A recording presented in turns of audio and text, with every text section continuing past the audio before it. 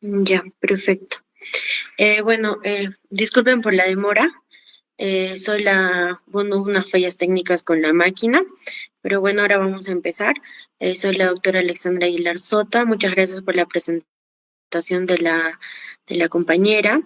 Y bueno, me formé el pregrado en la Universidad del Cusco, soy la primera promoción, hice la especialidad en cirugía oncológica por la UNSA en la ciudad de Arequipa, en el Hospital de Goyeneche, hice rotaciones externas en México, en urología oncológica en el INCAN y ginecología oncológica en Colombia.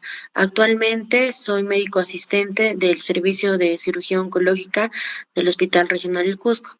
Bueno, primero agradecer la invitación que me hizo la sociedad.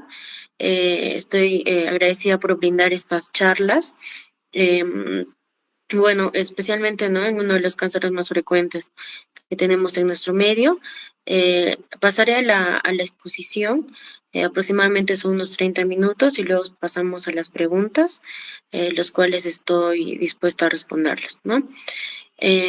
Bueno, primero es importante saber a qué es lo que le estamos enfrentando, qué es lo que vamos a estudiar, cuál es la incidencia, ¿no? En este caso que vamos a hablar sobre el cáncer de piel, es importante saber, a pesar de que el cáncer de piel no es uno de los cánceres más frecuentes a nivel mundial, está encabezando cáncer de mama, cáncer de pulmón, próstata, por no decir los más grandes, pero cáncer de piel está agarrando o está aumentando en los últimos años la incidencia. ¿Por qué? Porque podemos ver que los factores de riesgo a los que estamos expuestos es mayor, ¿no? La radiación ultravioleta que existía en los años 60 o 70 no es la misma como la que existe ahora, ¿no? El riesgo que estamos expuestos nosotros. Esta información lo saqué en el último reporte de la OMS, el cual nos indica que cada año se producen entre 2 y 3 millones de casos nuevos de cáncer de piel en todo el mundo, ¿no? Y también, por ende, el aumento del tipo más agresivo de cáncer de piel, que es el melanoma maligno, ¿no? Que si bien es el menos frecuente, pero vemos ahí, como dice el informe, ¿no? 132.000 casos en el mundo. En nuestro país, el cáncer de piel no está dentro de los primeros 5 puestos, la frecuencia en nuestro país es similar a nivel del mundo, pero nosotros en el Hospital Regional del Cusco tenemos un boletín informativo epidemiológico, el cual nos informa la Oficina de Epidemiología cada mes cómo está haciendo nuestro avance en el cáncer. Yo les hablo desde mi experiencia, desde el hospital regional, que ya voy a estar 3 años, y el cáncer más frecuente, o lo dentro de los cánceres más frecuentes en nuestro medio, es cáncer de estómago y melanoma, que como ya escucharon ustedes, es el tipo de cáncer más agresivo. Tenemos varios pacientes con cáncer de piel, entre ellos carcinoma vasocelular, espinoso y el melanoma, desgraciadamente, ¿no? Entre ellos, el melanoma maligno acral, el que ocurre en las extremidades, más frecuente en las extremidades inferiores. Por eso es importante, ¿no? Saber cuál es cuál es la problemática de nuestra situación. Que a comparación de otros lugares como Lima no es tan frecuente piel, pero en nuestra casuística sí tenemos cáncer de piel. Y es importante, ¿no? Recordar que hacer este tipo de charlas y recordar, ¿no? Que el 14 de junio es el Día Mundial contra el Cáncer de Piel, ¿no? Es bueno también recordar esto y tomar las medidas preventivas. La siguiente diapositiva, por favor. Entonces, la anterior. Entonces, para saber cuáles son los avances científicos, o sea, la siguiente, cuáles son los avances científicos que se están desarrollando ahora último en el cáncer de piel, debemos basarnos más que todo en tres ítems, ¿no? Que son importantes. En la prevención, el diagnóstico y el tratamiento, porque estos descubrimientos, estos estudios están enfocados en esos tres, en la prevención, o sea, cuáles son los métodos o cuáles son las barreras que tenemos que utilizar para disminuir nuestro riesgo, ¿no? O cuáles son las personas que están con mayor vulnerabilidad, cuáles son esas personas que tienen un componente genético, un componente familiar que va a hacer que aumente su riesgo de cáncer de tumores a nivel de la piel. El diagnóstico, ¿no?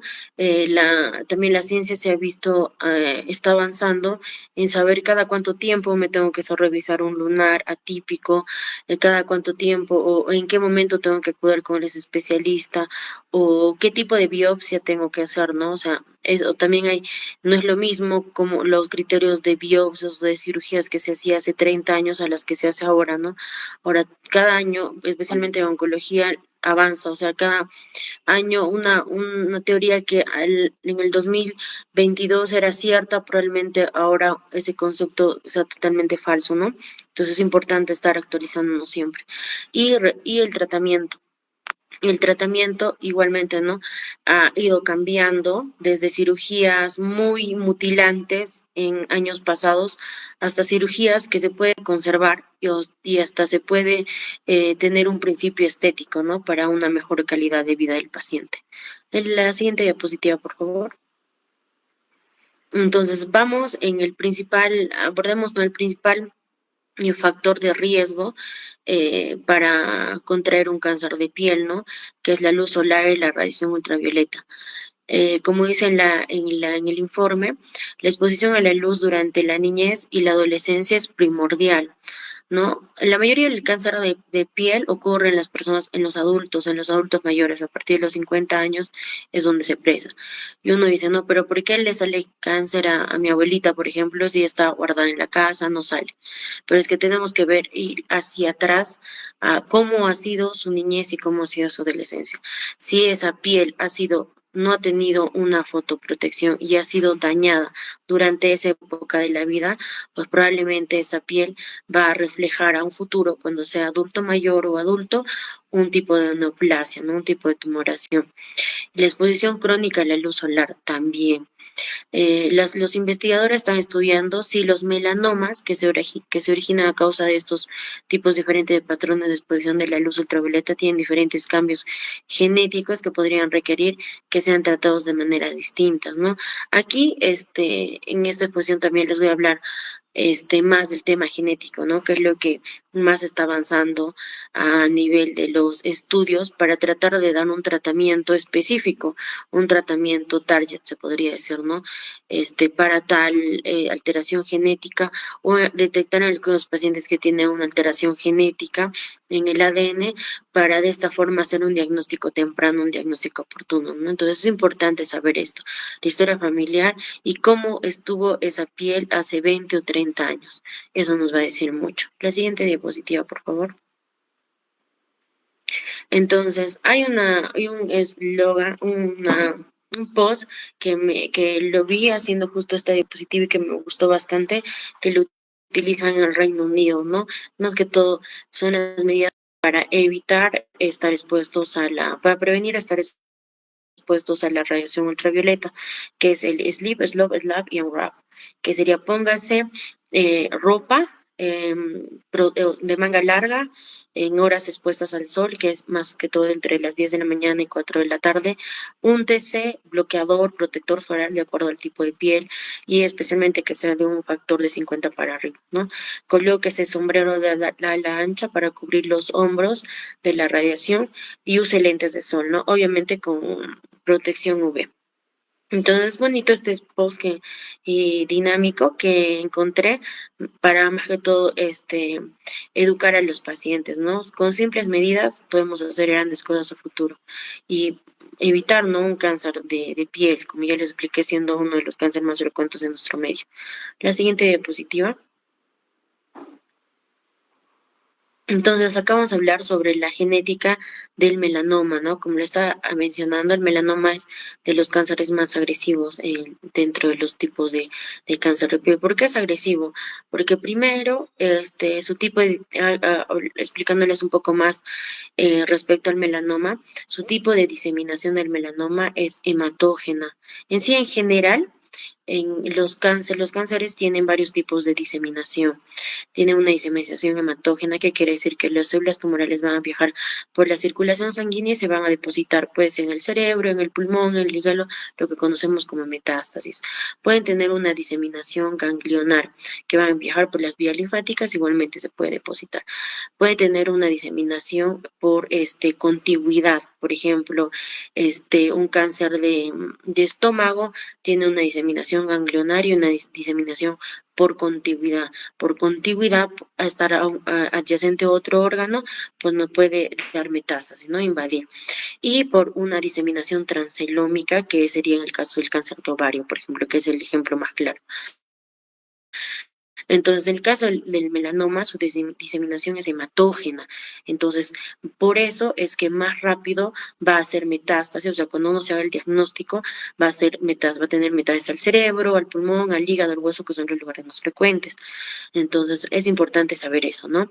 Entonces, acá, los últimos estudios científicos, como le está diciendo, más han tratado de abordar el tema genético, ¿no? La idea es darle un tratamiento o detectar a las personas que tienen esas alteraciones genéticas para hacerles un diagnóstico oportuno o para darles un tratamiento dirigido, una terapia dirigida y evitar así una enfermedad avanzada o en algunos casos evitar un tratamiento muy mutilante, ¿no?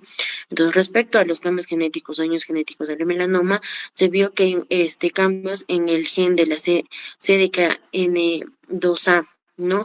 Que es en el brazo P16.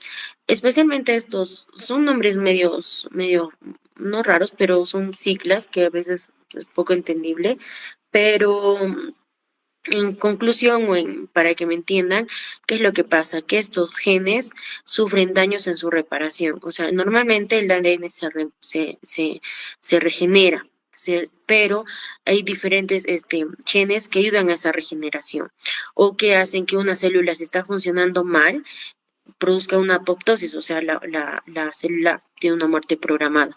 Pero ¿qué es lo que pasa en estos daños genéticos? No tanto como el melanoma, con otros tipos de cánceres, ya no, la célula ya no tiene esa programación programada, o sea, esa apoptosis pierde y esa célula mal ensamblada, pues se reproduce, que es lo que produce el cáncer, ¿no? Igualmente, ese daño en ese gen que se encargaba de reparar el ADN, pues no está cumpliendo su función, no está realizando la reparación del ADN. Entonces, más que todo, por ahí es donde se produce el cáncer. Entonces, ¿qué es lo que hacen los estudios? Tratar de ver qué cambio o qué está causando eso y dar, que es la mayoría de los tratamientos o las terapias dirigidas, inhibir, o sea, ese gen que está mal, está causándome un daño, inhibirlo, como que dormirlo o inhibirlo para que no siga reproduciéndose la célula, ¿no? Entonces, por eso, si hablamos de genética, entonces diríamos, entonces el melanoma tiene un componente de herencia, tiene un componente de pasar de generación en generación, pues los últimos estudios se ha visto que sí, ¿no? El melanoma tiene una herencia autosómica dominante, pero ¿en quiénes? Porque puede ser un cáncer esporádico o un cáncer hereditario, especialmente aquellos pacientes que tienen antecedentes de familiares. ¿No? Basta tener tres o más familiares con melanoma, pues hace que yo tenga hasta un 80% de tener cáncer de piel de melanoma, o si no de los otros dos tipos frecuentes, vasocelular y el carcinoma escamoso, ¿no? Por eso es importante también tener en cuenta y hacer un estudio genético de la familia. La siguiente diapositiva. Entonces, ¿cuáles son los síndromes o lo asociados? Porque son varios, es una lista inmensa de los genes que se ven alterados, ¿no? Que más que todos son, que están a cargo de la reparación del ADN y de la apoptosis, la muerte programada de la célula. Entonces, respecto a los genes y síndromes asociados, tenemos que ver de acuerdo a los tres tipos de cánceres más frecuentes de la piel. El CBC, que es el carcinoma vasocelular, está asociado al síndrome de Neo de células basales, que más que todo está asociado a alteraciones en el gen PTCH1, que es el gen de ensamblaje o el gen de ensamblaje de las transmembranas de las células. Entonces, ese gen se ve alterado. Y esos pacientes que van a tener alterado este gen o dañado este gen, pues van a presentar ese síndrome Nevus de células basales. ¿Cómo se caracteriza? Porque son pacientes que tienen menos, especialmente menores de 20 años, que van a acudir más de 3 veces a la consulta por una tumoración en la piel, por un tipo de cáncer de piel, ¿no? El otro está más frecuente, asociado a los síndromes como el albinismo, por ejemplo, otras patologías. En el caso del carcinoma de células escamosas, ¿no? porque no solamente el albinismo, sino otras enfermedades como la epidermólisis bullosa, la anemia de Fanconi, por ejemplo, a veces sale como síndromes paraneoplásicos y se expresan como tumores en la piel, aquellas grandes enfermedades, ¿no? Y el melanoma que especialmente está por una alteración en el gen CDKN2, que es un importante gen supresor de tumores, como le estaba diciendo, o sea, ese gen se altera y ese tumor va a seguir creciendo, o sea, se bloquea esa apoptosis de la célula y esa célula mal ensamblada se sigue reproduciendo. Entonces, la alteración en ese gen hace que la célula se siga reproduciendo, no tiene ese control, ¿ya? Y es especialmente supresores de las líneas germinales. Por eso se asocia con un alto riesgo de padecer melanoma, ¿no? Por un tema genético más que todo. La siguiente diapositiva. Ya, entonces acá es importante cuáles son las recomendaciones que da estos últimos estudios. Son en diferentes puntos que nos hacen ver. Primero es el cuidado clínico, ¿no? El cuidado clínico, ¿qué quiere decir? Como el post anterior que les mostré, cuáles son las medidas para prevenir o para no estar expuestos a los factores de riesgo. Entonces acá la pregunta nace, ¿no? Yo, si tengo un familiar o el paciente que tiene alguna alteración genética, algún síndrome que ya mencioné, ¿cuáles son los cuidados respecto a la población general? Pues los últimos estudios dicen que el cuidado es igual.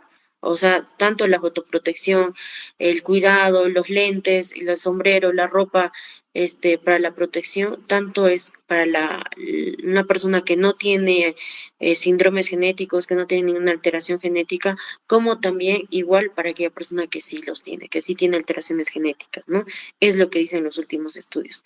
Aparte, últimos estudios, bueno, todavía están en fase 2 para ver si es que podemos dar a estos pacientes con alteraciones genéticas, con estos síndromes, algunos medicamentos o quimioprevención para evitar la aparición de estos tumores o para disminuir el número de tumores, ¿no? Entonces, por ejemplo, uno de esos está la isotretinoína, que hace que, y la acitretina, que son medicamentos, son quimiofármacos, y se ha visto que reduce el número de tumores y también reduce la edad, o sea, el tiempo en aparición de este tipo de pacientes, ¿no? Y en algunos institutos, inclusive en algunos guías, está recomendado el uso de estos medicamentos. Los aspectos psicosociales y del comportamiento, ¿no? Es bueno educar ya no es como antes, que ya no se tenía la tecnología como para hacer estos estudios genéticos, ahora sí ya lo tenemos más al alcance de nuestra mano, como para que los pacientes que tienen antecedentes familiares o han nacido con esa predisposición, pues hacerle un estudio genético en las familias de riesgo, ¿no? Para así de esta forma evitar que aparezcan las enfermedades más avanzadas. En la siguiente diapositiva, por favor. Inclusive, me estaba olvidando, en algunos pacientes como la epidermólisis bullosa o otras enfermedades dermatológicas como la xerodermia pigmentosa, se ha visto que el uso de isotretinoína va a disminuir la incidencia no solamente de cáncer vasocelular, sino la incidencia de cáncer de células escamosas, ¿no? Entonces protege para esos, se podría decir, para esos dos tipos de cáncer, ¿no? El carcinoma vasocelular, hablando ahora, explicándoles de cada uno de los tres cánceres más frecuentes.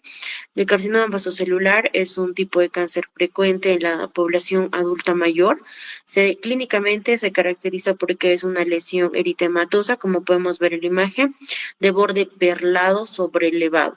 Entonces, clínicamente muchas veces nosotros vemos, esto es un carcinoma vasocelular, y se da en zonas expuestas al sol, usualmente en la cara, frente, mejillas, oreja, cuello. Y en las personas mayores sí que tengan tez blanca, una tez más clara de la piel. Entonces, la siguiente diapositiva, por favor.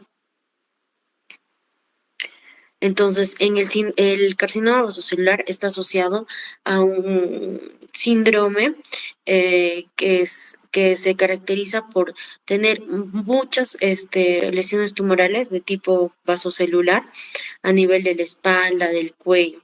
Pero muy aparte de eso, también se asocia con otras patologías o otras presentaciones clínicas benignas, ¿no? Como hoyuelos, por ejemplo, en las palmas, quistes a nivel de de la mandíbula inferior, por ejemplo, ampliación de la silla turca, como son síndromes, un conjunto de enfermedades, se asocia con otras cosas, ¿no? Ese sería el síndrome más representativo del carcinoma vasocelular, el síndrome de Gorlin, ¿no? Y el gen que se ve alterado acá es el gen del PTCH1, que es el de la transmembrana de las células, ¿no? Igualmente, el tratamiento de un carcinoma vasocelular en un síndrome de Gorlin es lo mismo que el tratamiento de un carcinoma vasocelular de tipo esporádico, por ejemplo. La siguiente diapositiva. Acá podemos ver, les he puesto un grupo de síndromes, bueno, el más representativo es el de Gorlin, ¿no? Y que sí tuvimos un paciente en el hospital regional que le aparecieron varias tumoraciones en la espalda, a los 2 meses le creció otro. El tratamiento es la cirugía. En lugares donde el tumor es muy extenso y la cirugía va a ser o sea, el hecho de tratar de hacerle la reconstrucción va a ser un poco imposible. Se suele utilizar quimioterapias, ¿no? Como el 5-fluoracilo tópico, que también en los estudios han visto que tiene buena respuesta, ¿no? Pero lamentablemente no iguala a la intervención quirúrgica, ¿no? A sacar toda la tumoración. Acá, por ejemplo, podemos ver en ese listado otros síndromes raros, obviamente raros, pero que sí, ¿no? Que sí es bueno siempre tenerlos en cuenta, ¿no? Porque cualquiera puede tener este tipo de pacientes. La siguiente diapositiva. Entonces, ¿cuáles son las recomendaciones disponibles para la vigilancia en personas con síndrome de nebus basales, síndrome de Gorlin y todos los síndromes que les mostré en la lista anterior? Entonces, acá, ¿cómo voy a hacer el seguimiento, no? Este tipo de tumores tiene bastante predisposición a hacer metástasis cerebrales, por lo que se le tiene que pedir al paciente la resonancia cerebral, la evaluación cutánea cada 4 meses, radiografía del maxilar para ver si hay esos quistes, ¿no? Buscando un síndrome de Gorlin, por ejemplo, evaluación neurológica, ecografía pélvica, exploración ginecológica cada año, porque suelen asociarse a otras alteraciones hormonales, ¿no? Evaluación nutricional, evaluación fetal por hidrocefalia, o sea, cuando ya tienen descendencia, puede pasarse esas alteraciones genéticas. La siguiente diapositiva. Respecto al carcinoma escamoso, el carcinoma escamoso es otro tipo de cáncer de piel. Como dice su nombre, escamoso se va a caracterizar porque en la superficie de la lesión se va a tener como una costra, como un tejido endurado, ¿no? Porque eso es propio de las células escamosas, o sea, es un tejido de queratina, como una costra sobrelevado, suele aparecer en extremidades, más frecuente, brazos, piernas, también que han estado expuestas en tempranas edades de la vida en el sol. El tratamiento del carcinoma escamoso es la cirugía, es la extirpación del tumor. Al igual que su método de diseminación del carcinoma escamoso es ganglionar. Entonces, siempre hay que buscar si es que no hay invasión ganglionar. Por ejemplo, si es un tumor que apareció en el pulgar, que es lo más frecuente, pulgar o algún dedo de la mano, pues tengo que buscar ganglios axilares para ver si es que hago una linfadenectomía, ¿no? Porque su diseminación es ganglionar del carcinoma escamoso. Del carcinoma vasocelular del anterior, su diseminación es ganglionar, pero es menos frecuente. O sea, de los tres, del melanoma escamoso y vasocelular, se podría decir que el que tiene mejor pronóstico es el vasocelular. Con la cirugía no hace metástasis, se cura. En segundo lugar, en pronóstico estaría el carcinoma escamoso y ya, pues el más agresivo es el melanoma, como les indiqué. La siguiente diapositiva.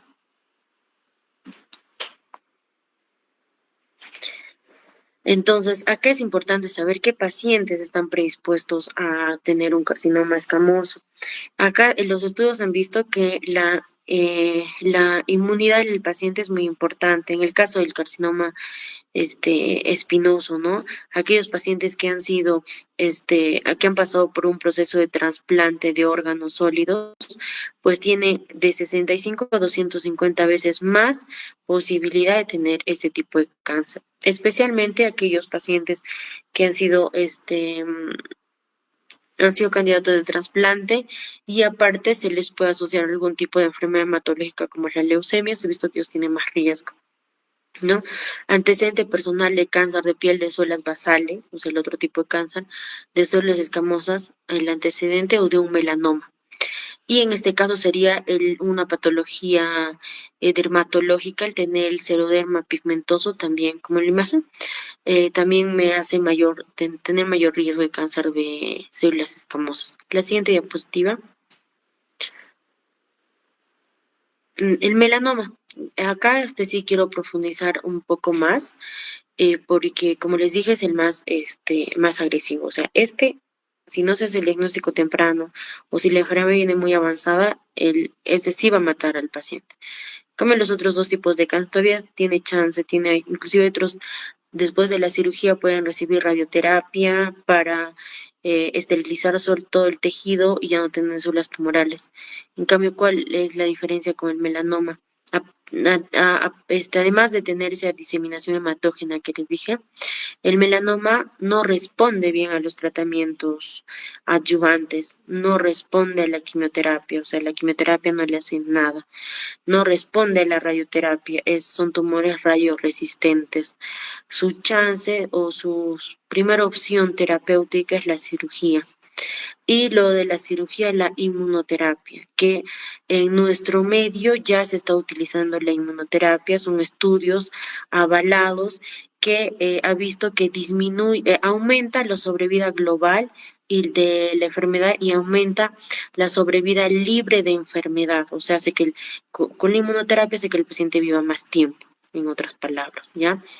La inmunoterapia, a lo que recién en nuestro medio tenemos a nuestro alcance. Hasta hace 2 años, el MINSA no daba esta inmunoterapia y el paciente pues que tenía melanoma, si no era resecable, o sea, si no llegaba a operarse o si el tumor ya hecho metástasis, lamentablemente ese paciente no se curaba. ¿Ya? Y es algo que gracias por gestiones ya lo tiene el MINSA, el Salud, hasta donde sé todavía no tiene el pembrolizumab, que es la inmunoterapia que se da para el melanoma. Entonces ahí, con ese medicamento, de verdad que está viendo mucha diferencia. Ahora sí ya estamos viendo que se puede rescatar un paciente con melanoma. Entonces, clínicamente, como detectamos un melanoma, usualmente son lesiones hiperpigmentadas por la mayor cantidad de melanina que tienen, son el contenido hiperpigmentadas pero heterogéneas, los bordes son irregulares, algunos son ulcerados. Usualmente el melanoma nace de un lunar, o sea, de un nevus atípico. Es un lunar que se fue transformando, ¿no? No tiene tanto como los otros, ¿no? Que tenía el daño del sol. Ha nacido de un lunar. En la siguiente diapositiva. Entonces, ¿cuáles son los factores de riesgo? Tenemos que ver las características pigmentarias del paciente. Se ha visto que las personas de tez clara tienen hasta 5 veces más riesgo de tener cáncer de tipo melanoma. No quita el riesgo de las personas, o sea, no desaparece su riesgo en las personas de tez oscura igual, pero en menor proporción. ¿Ya? Y eso no sé si habrán visto ustedes, acá en nuestro medio tenemos bastante riesgo, incidencia de melanoma especialmente en las extremidades, en los dedos y más frecuente en los dedos del pie.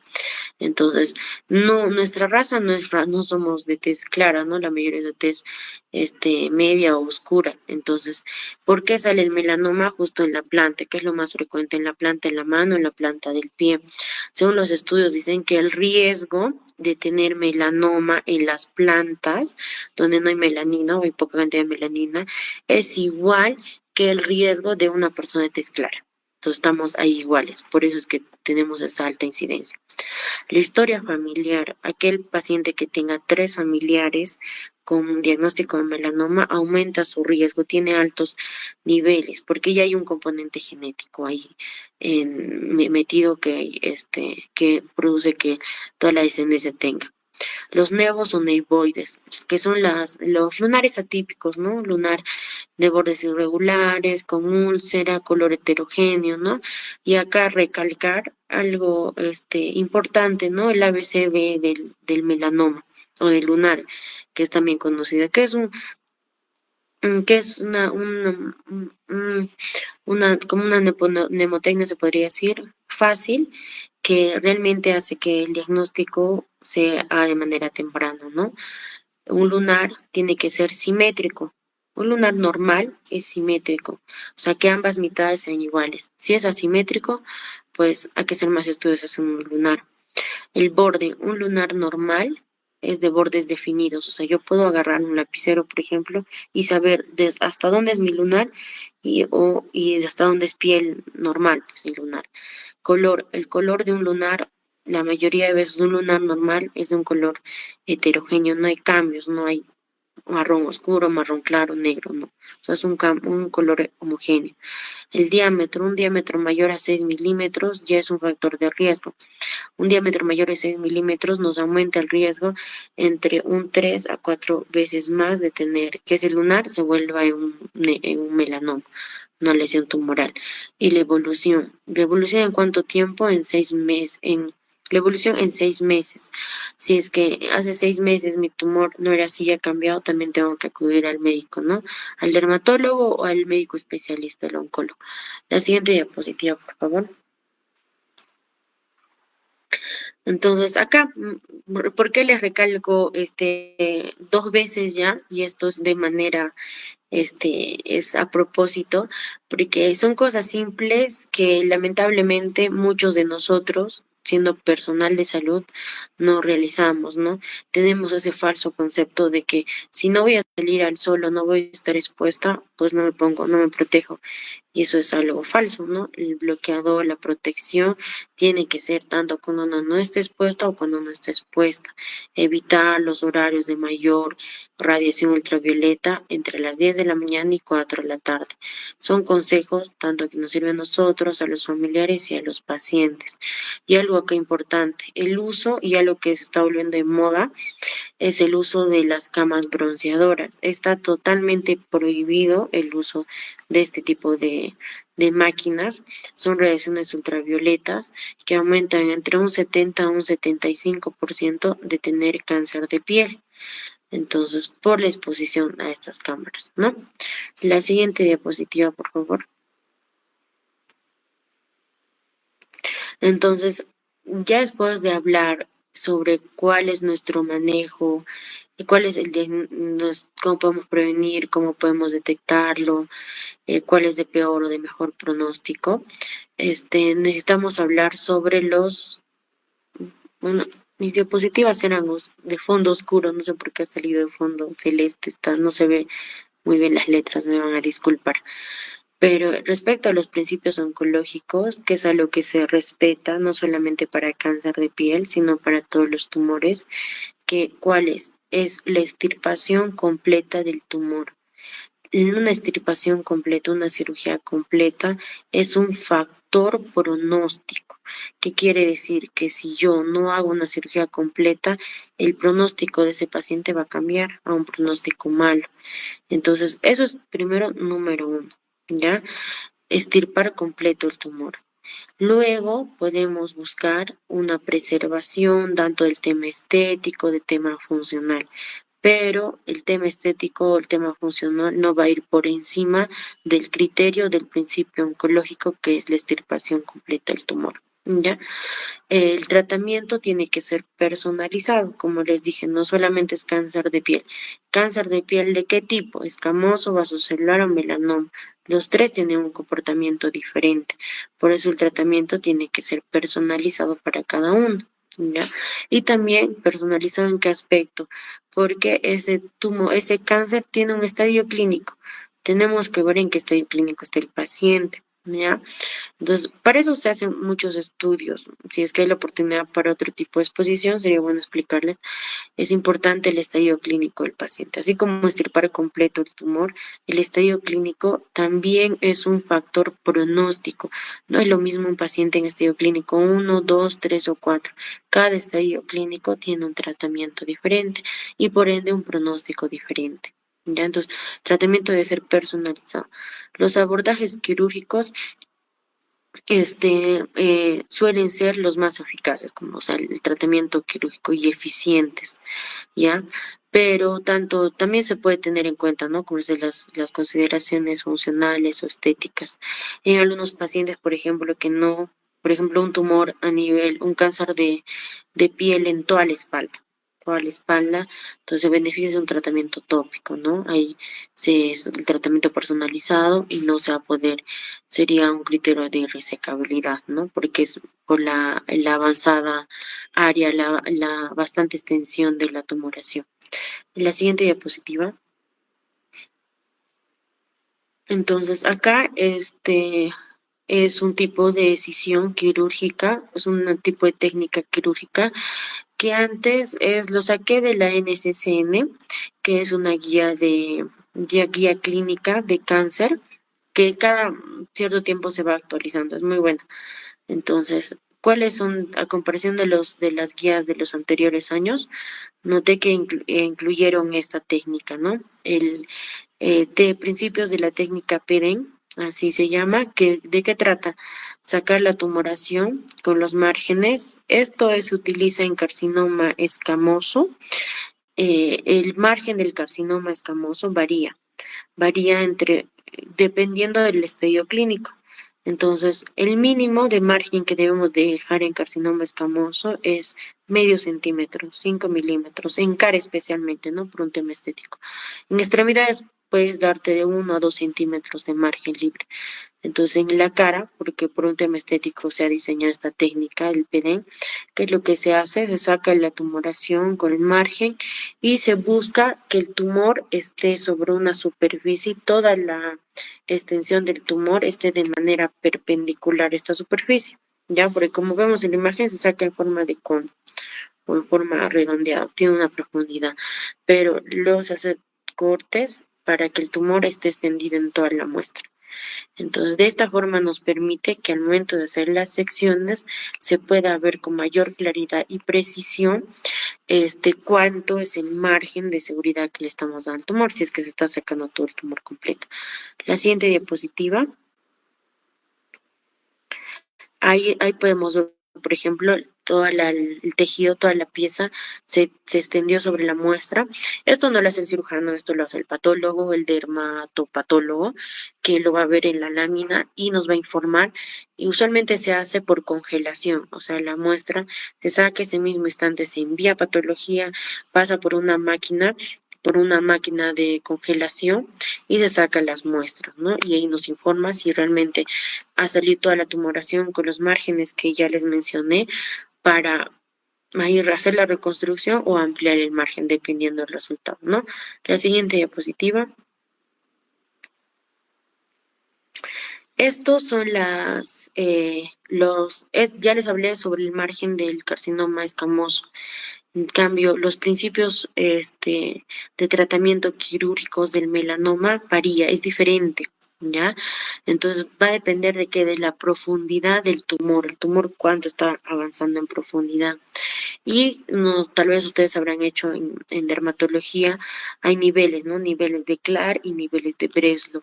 Nosotros, para poder hacer, o sea, estos centímetros, estas distancias de márgenes, se basan de acuerdo al Breslow, o sea, de acuerdo a la profundidad en milímetros. Breslow es en milímetros y por las capas epidermis es claro. Entonces, por milímetros en la profundidad nos basamos de cuánto va a ser. Por eso es importante la biopsia y es algo que también algo nuevo que sacaron, ¿no? Se recomienda al momento de hacer la biopsia los estudios recomiendan que la biopsia tiene que ser en profundidad, llegar hasta la profundidad, o sea, agarrar todo el grosor del tumor, ¿ya? En las zonas ulceradas o en las zonas, agarrar todo el grosor del tumor, no solamente encima. Entonces, agarrando todo el grosor del tumor, vamos a saber qué nivel de Breslow está. Entonces, qué nivel de Breslow y qué nivel, cuántos centímetros le vamos a dar, cuánto de distancia le vamos a dar de margen. Por ejemplo, un Breslow 4, que la profundidad del tumor es más de 4 milímetros, tenemos que dar 2 centímetros de margen. O sea, es grande. Para cara, por ejemplo, son 2 centímetros grandes. ¿Por qué? Porque el melanoma tiene ese crecimiento en profundidad, o sea, más propenso de que llegue a la circulación sanguínea y se disemine, ¿no? Porque esa diseminación hematógena que tiene. La siguiente diapositiva y ya. Bueno, chicos, espero que haya sido una exposición completa. Tratado de tocar los puntos que especialmente les va a servir, yo creo, que saliendo de la universidad van a hacer atención primaria, ¿no? Todos salimos de la universidad, empezamos nuestro cero y vamos a un puesto de salud. Entonces traté de abarcar más que todo por qué tenemos que realizar tal cosa para prevenir. Y si yo en mi serum encuentro un paciente que tiene signos clínicos de algún síndrome genético o algo, pues hacerle un seguimiento más exhaustivo a ese paciente o a toda esa familia, ¿no? Y un poco también de los criterios ya sé que realmente no todos van a ser oncólogos, pero siempre es bueno saber, ¿no? Porque nos va a llegar un paciente como médico general que le han operado y si dice márgenes quirúrgicos o no cumple el criterio que escuché, pues que le tienen que hacer una reoperación, por ejemplo, ¿no? Porque si no de nada serviría. Eh, estoy, espero sus preguntas y para poder hacer más productiva esta charla.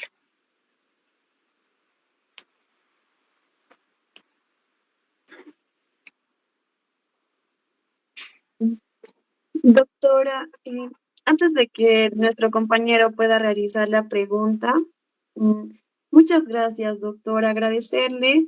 Realmente ha sido un verdadero honor contar con su participación. Estamos agradecidos sinceramente por el tiempo, la dedicación y el conocimiento que compartió con todos nosotros.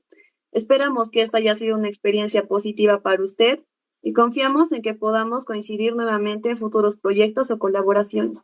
Quedamos a su completa disposición y le enviamos un cordial saludo. Muchas gracias, doctora.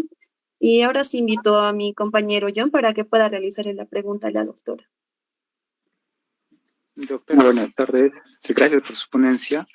Estuve investigando acerca del diagnóstico temprano del melanoma exactamente. Y usted, ¿qué piensa acerca de la aplicación de la IA? Porque hay, por ejemplo, aplicaciones que han sido aprobadas, ¿no? Por ejemplo, por el Comité Europeo. Y no sé cuánto es la sensibilidad y la especificidad y en qué nivel nos podría ayudarnos aquí, al menos en el Perú, ¿no? Hola, hola, John. Gracias por tu pregunta. Eh, a los programas de inteligencia artificial, ¿a eso te refieres? Sí, la IA. He visto de que hay aplicaciones como, por ejemplo, Skin Vision, Mm, que prácticamente no sé si es marketing, por eso quería saber si realmente es confiable, porque algunos dicen que tiene una sensibilidad y una especificidad bien alta para poder detectar, ¿no? El cáncer de piel, exactamente el melanoma. claro, ya entiendo. Tanto eso que está de moda de la inteligencia artificial es una base de datos, pues, o sea, todo eso se recopila información de todas tanto los protocolos, estudios, ¿no? Es como que si fuera una biblioteca grande, digital. Entonces, si tú les pones ciertos datos, pues sí te va a decir, pues, cuáles son los factores o cuánto es tu predisposición para tener cierto tipo de cáncer. Y no solamente, o sea, no es algo hay aplicaciones, hay apps que ya desde hace tiempo inclusive, que tú te puedes descargar en el Google Play Store, te descargas y no solamente para cáncer de piel, sino para otros cánceres. Pones tus datos, antecedentes, edad, peso, varias cosas, que al final es todo lo que les explicó en la clínica y te sale cuánto es tu probabilidad de tener cáncer, ¿no? Pero como te digo, es como que un resumen, o sea, al final que es casi solamente tú pones tus datos o todo eso y te sale tu probabilidad, ¿no? Que sí son criterios o son datos que sí van a aumentar tu riesgo de cáncer, ¿no? Como una base de datos. Que si los protocolos, si te refieres que si los protocolos internacionales lo han aprobado, como les decía, en oncología nosotros nos basamos, todos los oncólogos seguimos una guía que es la NCCN y hasta ahora que para hacer esta exposición que revisé la NCCN no mencionaba nada de las aplicaciones o de la IA, ¿no? Entonces, científica, o sea, que esté aprobada a nivel mundial, pues no, tal vez en un futuro, ¿no? Pueda servir, pero claro, ¿no? Porque es como una información toda junta y tú les pones tus datos y te da la conclusión. Es como que hace el trabajo pues de uno, ¿no? Pero ya todos esos datos, todos esos criterios, esos factores de riesgo ya tiene un estudio previo, un estudio que lo avale, por eso es que te sale. ¿O a qué te referías? Sí, doctor, es que era más porque también estoy cursando el 10º semestre y quería saber qué tan factible podría ser hacer una investigación, ¿no? Una tesis de Sí, eh, ver con el si gold coincide. standard, ¿no? Exacto. Claro, sí coincide. No, pero yo creo que no, o sea, no, la inteligencia artificial bueno, a mi punto de vista creo que no superaría, ¿no? La clínica, ni el criterio del profesional, ¿no? Yo creo que es una máquina, no sé, está programada, pero cada paciente es diferente. Entonces, ahí ya sí ya tendría que ver el criterio del personal, ¿no? Del médico, del que esté viendo al paciente. Está bien, doctor, gracias.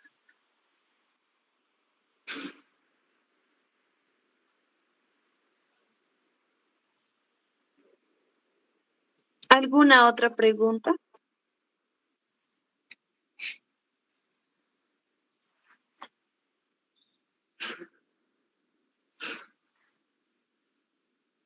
Creo que no hay ninguna otra, doctora. Bueno, otra vez agradecerle por el tiempo brindado y por el conocimiento compartido, esperando que esta charla haya sido muy productiva para todos mis compañeros.